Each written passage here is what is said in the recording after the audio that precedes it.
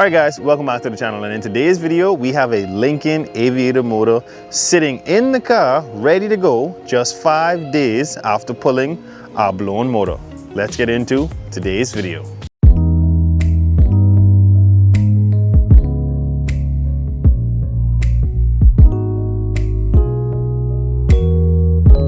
Alright guys, so as you've already known, we have had a catastrophic failure in my 94 Lincoln Mark 8 block, and what ended up happening is one of the rod bolts probably wasn't torqued properly on my end and ended up snapping, and we had destruction in the block. So we had to pull this motor out.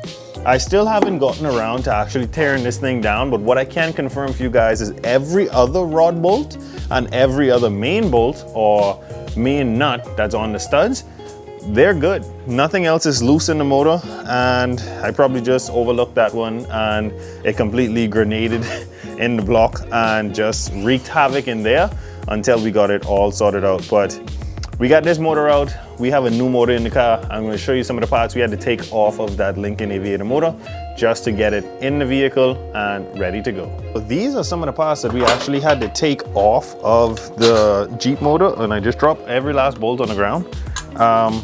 The upper intake, we're not going to use that. The lower intake, because of the design of it, where it has these flaps on the inside, we're not going to use that either. Timing cover we couldn't use, the oil pickup tube we couldn't use the oil pan, and I just decided against using the valve pan covers because mine were already painted. So we completely stripped it down to just block and heads, and then all of my parts from my previous 4-valve swap, which is valve covers, lower intake, upper intake, and also the oil pan and the oil pickup tube, we ended up cleaning up, putting on that motor and slapping it back in the car. The most remarkable part about this entire swap is not just that I found the motor on island, because I don't live in the States, it's the Bahamas. I found a motor that was running in the junkyard. We could actually start it up. I helped the guys take it out the next day, and I started to strip it down the next day after that.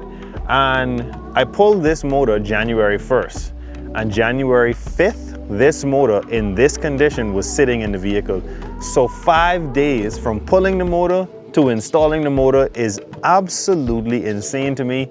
And I could not have done this without finding this motor on island. Any other motor that I found on eBay would have taken at least 2 to 3 weeks to get to me, and then we would have to figure out what we could use from what we can't use. This thing was in a junkyard sitting just waiting on me to mess up my motor, and that's exactly what happened. And now we have a 05 Lincoln Aviator motor sitting in this 2003 Mustang GT. All right guys, and there you have it. 5 days, literally just 5 days. Like I said, pulled the motor January 1st, and January 5th, the motor is back in the car and ready to go. If you guys want to hear this thing and its first start, make sure to like, share, and subscribe, and I'll catch you guys on the next one.